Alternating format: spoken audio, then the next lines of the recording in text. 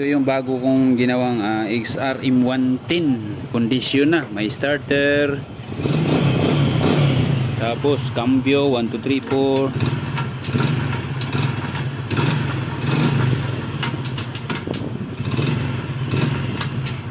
4, tapos nilagyan ko siya ng kill switch. Ngayon pag i-on ko to, under pa rin siya, pero pag kinambyo siya, patay.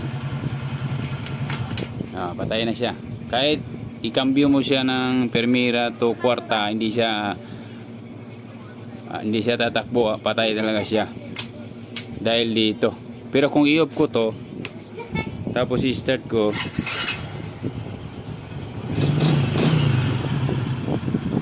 pwede na rin siyang gamitin. Kaya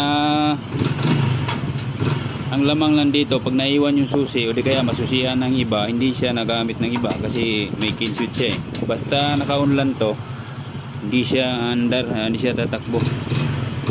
Tingnan mo, Primera ko, okay siya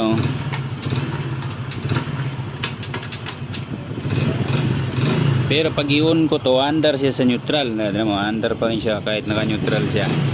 Pero pag i-cambio ko siya Primera, patay. Hindi siya under hanggat di naka-neutral. Pag pina-under mo siya sa neutral, wala pa kasi yung connection to dito pa lang nakarekta. Negative switch kasi yun to. Ito hindi pa nakakunik. Bawat cambio niyan patay, pero pag hindi ito naka-on, nagagamit din naman siya. Yan, patay.